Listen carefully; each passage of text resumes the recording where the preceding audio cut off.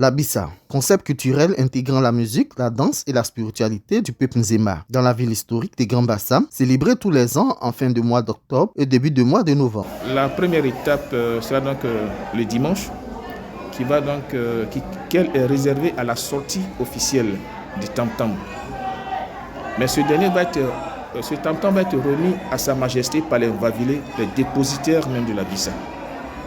Et ils vont remettre au chef, à Sa Majesté, qui lui à son tour va le remettre au détenteur. Vous voyez, je suis le garant et c'est vous qui détenez le pouvoir de la Bissa, donc je vous le remets. Donc la famille Mvavilé va donc revenir à la place publique et la Bissa va commencer. Ça c'est la première étape. La seconde étape, elle, c'est le lundi qui est consacré à la sortie donc, des jeunes. Alors cette jeunesse a mis un point d'honneur pour la réussite donc, de leur journée. Ils ont donc convié le député maire de la commune de Port-Boué, en la personne du docteur Emou Sylvestre, aidant cela par la jeunesse Nzima Kotoko des différents villages qui composent donc la population de Port-Boué à venir pour qu'ensemble ils puissent. C'est un moment de retrouvailles, de réjouissance, qu'ensemble, comme je dis, qu'ils puissent venir et qu'ensemble qu'ils se retrouvent, qu'ils dansent pour échanger. Pour cette journée, la jeunesse Nzema de Port-Boué a été mise à l'honneur. À cette occasion, Maître Linda Diplo a reçu une distinction. Absente, le maire Emou Sylvestre, parrain de la jeunesse, a remis le tableau à sa représentante.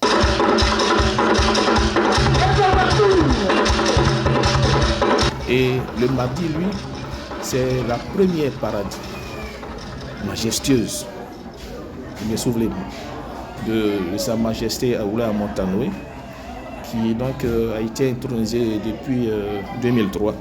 À cette occasion, les Nzema ont rendu un hommage au chef de l'État au Palais Royal pour l'ouverture de l'embouchure, dont les travaux seront achevés d'ici la fin de l'année. Ensuite, le mercredi, elle sera consacrée donc à la journée des reines-mères. Les reines-mères avec à leur tête la reine Ngetieba. Le mercredi 3 octobre, journée dédiée à la reine-mère, aux femmes et à la famille Ndjoafo, famille de Maître Linda Diplo. À cette occasion, les femmes de sa famille lui ont présenté leurs vœux de 6 h du matin. Un fait marquant, à 7h30, dans l'humilité, la modestie, la reine-mère Ngetia Eba II s'est rendue au domicile de sa fille Linda Diplo pour lui adresser des prières et la couvrir de bénédictions. Puis après le jeudi, donc ce serait au tour des cadres Nzema, femmes comme garçons. Quelle que soit leur obédience politique, on fait fi de tout ceci et on met en avant première la tradition qui fédère donc, toutes les forces vives. Et donc laquelle la composante même, qui est donc le noyau même chez les Nzema qu'on appelle cadre.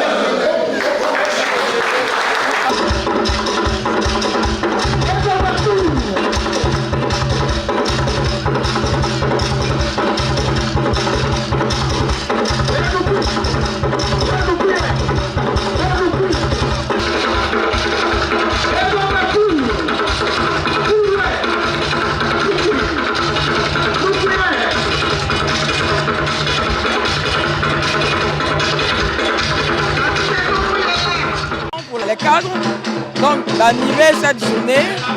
Et généralement, ce que nous faisons, c'est que nous faisons une action sociale en faveur de la population. Et cette année, nous avons organisé, j'allais dire même offert, des consultations ophtalmologiques gratuites et des consultations ORL gratuites à la population du quartier France et initialement et plusieurs membres de la communauté venant de villages voisins. Ce sont les paroles de magnificence, de louange aux nombreuses actions qu'a posé Maître Linda Diplo. Alors, il a été dit, entre autres, qu'elle a fait de longues études, lesquelles études ont été ponctuées par des diplômes. Et revenue sur sa terre natale, de façon unanime, les cadres ont décidé de lui confier la gestion des cadres de Grand Bassam. Et c'est à cela qu'il s'évertue à le faire depuis la nuit des temps. Voilà.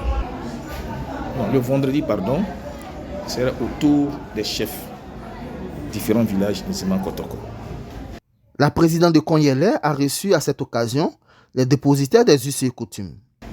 Et le samedi, enfin, j'ai dit enfin parce que la clôture elle-même c'est le dimanche, mais l'avant-pothéose, donc le samedi, qui est la dernière sortie de Sa Majesté.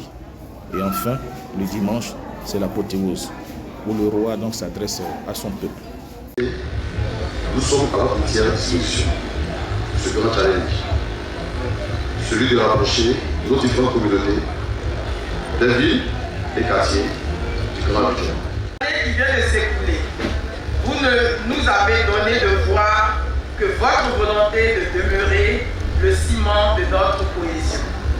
Et justement cette année, le thème retenu par nos valeureux frères et sœurs de l'association Abissa, à savoir l'Abissa au service de la paix et de la cohésion sociale, résonne comme un appel à l'union, comme un appel au Kounyele autour de vous pour le développement économique et social du peuple Ziba, qui ne peut se réaliser que dans un climat apaisé et dans un esprit de solidarité.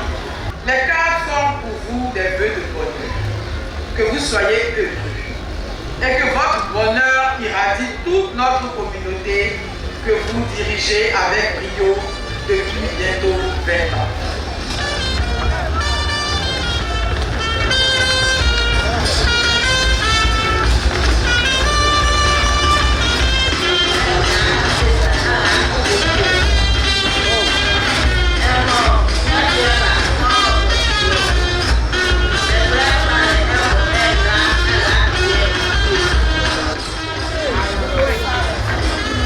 Merci Majesté, tu nous as donné une femme qui nuit de jour fait vivre la vie. L'esprit inonde de toutes les bénédictions et que cette année soit une année prospère pour le peuple Zimba complet.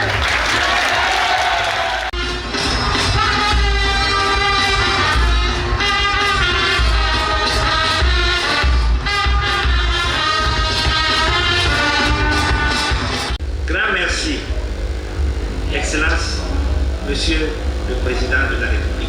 L'entreprise diplomatique et que vos entreprises diplomatiques nous apportent la libération prochaine de nos 46 soldats encore détenus au Mali. Que vive la Côte d'Ivoire prospère, solidaire, fraternelle, ouverte sur le monde et qui fait plus envie que pitié. Je vous remercie.